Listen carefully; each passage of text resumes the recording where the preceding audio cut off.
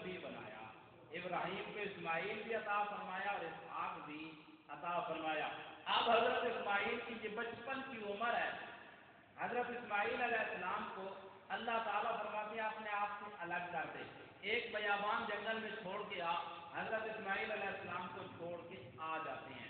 اللہ کے حکم پہ حضرت اسماعیل علیہ السلام کو چھوڑا، اللہ کے حکم پہ لبیک کہی، اللہ تعالیٰ نے اس کا ذکر کیا ہے سورۃ ابراہیم 13ویں پارے کے اندر۔ حضرت ابراہیم علیہ السلام کہتے ہیں رب انی اسلمت من ذریتی بواد غیر ذی زرع عند بیتک المحرم، اے اللہ میں نے اپنی اولاد کو ایسی جگہ چھوڑا ہے غیر ذی زرع، جہاں کھیتی کا نام و نشان کوئی نہیں، پانی کا نام و نشان کوئی نہیں، ان بیتک المحرم، تیرے عزت والے گھر کے قریب۔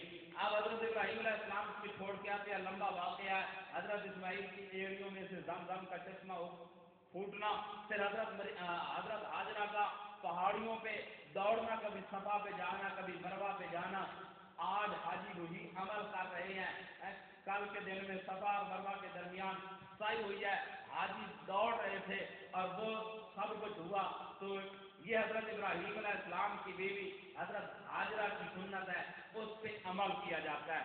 پھر حضرت ابراہیم علیہ السلام کا یہی بیٹا جو تھوڑا بڑا ہوتا ہے، جس کا تذکرہ اللہ تعالیٰ سورۃ 23ویں پارے میں کرتے ہیں، فلما بلغ معه السعی، فلما بلغ معه السعی، جب حضرت اسماعیل اس عمر کو پہنچے کہ ابراہیم کے ساتھ دوڑنے لگے، قال یا بنیا، تو حضرت ابراہیم کہتے ہیں یا بنیا، اے میرے بیٹے، انی ارا فی المنام انی اذبحک، بے شک میں نے خواب میں یہ دیکھا ہے کہ تجھے ذبح کر رہا ہوں، فانظر ماذا ترا، بس دیکھ کہ اب تیری کیا رائے ہے، تو کیا کہتا ہے، تیرا کیا مشورہ ہے۔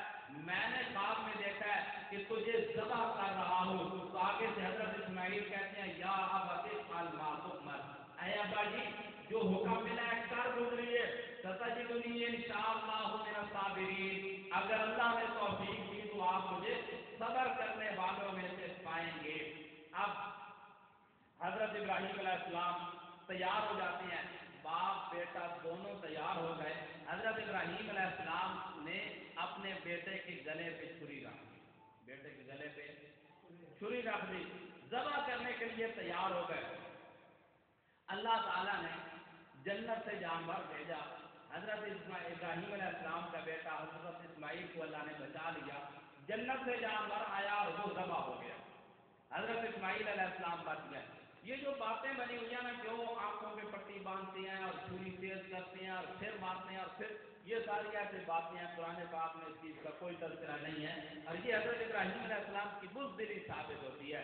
حضرت اسماعیل اور حضرت ابراہیم وہ شوق سے، حضرت اسماعیل ذبح ہونے کے لیے تیار ہے اور حضرت ابراہیم ذبح کرنے کے لیے تیار ہے۔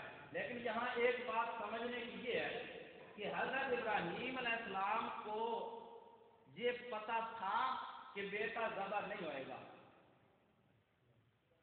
ذبح کرنے سے پہلے جب گھر سے نکلے ہیں، شیطان راستے میں آڑ بنتا ہے، شیطان کو کنکریاں مار کے وہاں سے بھگاتے ہیں اور پھر جا کے حضرت اسماعیل کے گلے پہ چھری چلاتے ہیں۔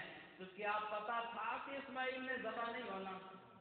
اور حضرت اسماعیل کو یہ پتا تھا کہ میں ذبح نہیں ہوں گا، بچ جاؤں گا؟ اگر پتا ہو تو پھر امتحان نہیں بنتا۔ پتا پہلے سے پتا ہو کہ اسماعیل نے ذبح نہیں ہونا، تو آج کے کسی گناہگار سے گناہگار بندے کو اللہ یقین دلا دے کہ تو بیٹے کو ذبح کرنے کے لیے میدان میں لے کے جا، چھری چلا، تیرا بیٹا ذبح نہیں ہوئے گا، تو اس کے بدلے میں جنت سے جانور آ جائے گا۔ کون ہے جو یہ کرنے کے لیے تیار نہیں ہے؟ ہر بندہ کر لیتا ہے۔ اللہ کہتے ہیں اِنَّ هَذَا لَهُوَ الْبَلَاءُ الْمُبِينُ، یہ بہت مشکل امتحان تھا، بہت بڑا امتحان تھا۔ تو امتحان تب بنتا ہے کہ حضرت ابراہیم علیہ السلام کو اور اسماعیل علیہ السلام کو آنے والے حالات کا علم نہیں تھا۔ حضرت ابراہیم علیہ السلام کو یہ علم نہیں تھا کہ میرا بیٹا بچ جائے گا۔ اگر یہ علم پہلے سے ہو کہ بچ جائے گا، اس کے گلے پہ چھری نہیں چلے گی، جنت سے اس کے بدلے میں جانور آ جائے گا، پھر امتحان نہیں بنتا۔ ایک اور بات ہے کہ جب حضرت ابراہیم علیہ السلام اپنے بیٹے کو وہاں چھوڑ کے آتے ہیں نا مسجد حرام کے قریب اسماعیل علیہ السلام کو، جہاں اب آج کل آب زمزم کا چشمہ ہے، تو وہاں حضرت اسماعیل علیہ السلام کو چھوڑ کے آئے۔ اللہ تعالیٰ نے اس کا ذکر کیا، تذکرہ کیا، لیکن اس کو اللہ نے امتحان نہیں کہا، اس کو اللہ تعالیٰ نے امتحان نہیں کہا۔ کیوں؟ چاہے وہ بہت مشکل امر ہے کہ اولاد کو ایک ایسی جگہ پہ چھوڑ کے آنا جہاں کھانے پینے کی امید تک نہیں ہے، پھر پیچھے مڑ کر دیکھنے کی بھی اجازت نہیں ہے، بہت بڑا امتحان ہے، لیکن اللہ نے اس کے امتحان نہیں کہا کہ اس میں پھر بھی اولاد کے بچنے کی امید تھی، بچنے کی امید تھی کہ کہیں سے اللہ تعالیٰ رزق کا انتظام کر دے گا، کہیں سے روزی آ جائے گی، اللہ حفاظت کرے گا، بچ جائے گا، بچنے کی امید تھی۔ اللہ نے اس کے امتحان نہیں کہا، یہاں بچنے کی امید نہیں تھی، اللہ نے کہا یہ بہت بڑا امتحان ہے کہ بیٹے کے گلے پہ چھری رکھ دی، ذبح کرنے کے لیے تیار ہو گئے۔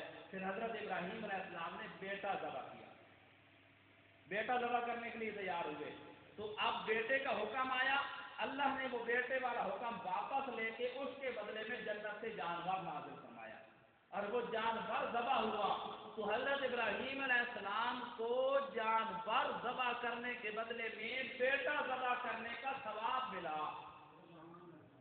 حکم کیا نازل ہوا؟ بیٹا ذبح کرو۔ اللہ نے وہ حکم واپس لے کے جانور دیا، اب جانور ذبح ہوا ہے تو جانور ذبح ہونے پہ بیٹا ذبح ہونے کا ثواب ملا۔ امام الانبیاء صلی اللہ علیہ وسلم سے پوچھا گیا یہ قربانی کیا ہے؟ تو نبی اکرم صلی اللہ علیہ وسلم نے فرمایا ہی سنت ابیکم ابراہیم، یہ تمہارے باپ ابراہیم کی سنت ہے۔ تو مولانا اشرف علی تھانوی رحمۃ اللہ علیہ فرماتے ہیں سنت ابراہیم تو تب بنتی کہ ہم اولاد ذبح کرتے، اللہ نے ابراہیم علیہ السلام کو اولاد ذبح کرنے کا حکم دیا تھا تو ہم اولاد ذبح کرتے، تو مولانا اشرف علی تھانوی رحمۃ اللہ فرماتے ہیں اللہ نے اولاد ذبح کرنے کا حکم دیا تو حکم واپس لے کے جانور ذبح کرایا۔ قیامت تک ابراہیم کی سنت ہے جو بندہ بھی جانور ذبح کرے گا اس کو ثواب بیٹا ذبح کرنے کا ملے گا، تب یہ سنت ابراہیم بنے گی۔ یہ سنت ابیکم ابراہیم۔ جب حضرت ابراہیم علیہ السلام تیار ہوئے نا تو اللہ تعالیٰ نے فرمایا فلما اسلما، جب دونوں فرما بردار ہو گئے، وصلہ للجبین، اور اپنے بیٹے کو جبین کے پھل لٹا دیا، ذبح کرنے کے لیے تیار ہو گئے، تو نادیناہ یا ابراہیم، ہم نے اوپر سے آواز لگائی اے ابراہیم، قد صدقت الرؤیا، تو نے اپنا خواب سچ کر دکھایا۔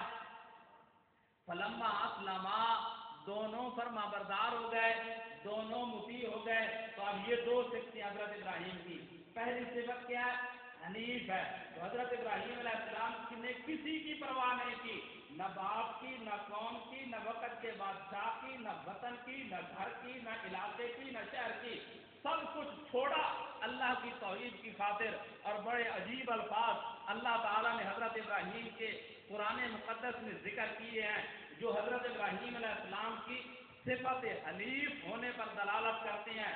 اللہ فرماتے ہیں قد کانت لکم اسوۃ حسنۃ فی ابراہیم، سورۃ ممتحنہ 28واں پارہ آیت نمبر 4، قد کانت لکم اسوۃ حسنۃ فی ابراہیم، اے لوگو تمہارے لیے ابراہیم کی زندگی بہترین نمونہ ہے، والذین معہ، اور ان لوگوں کی زندگی جو ابراہیم کے ساتھی تھے ان کی زندگی میں کون سا عمل ہے؟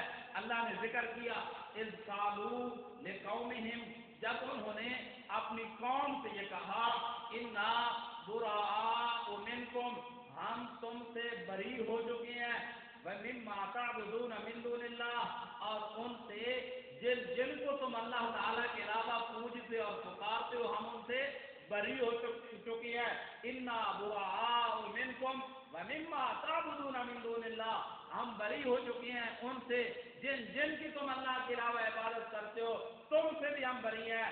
قد بدا کفرنا بکم، ہم نے تمہارے مذہب کا انکار کیا ہے، بدا بیننا و بینکم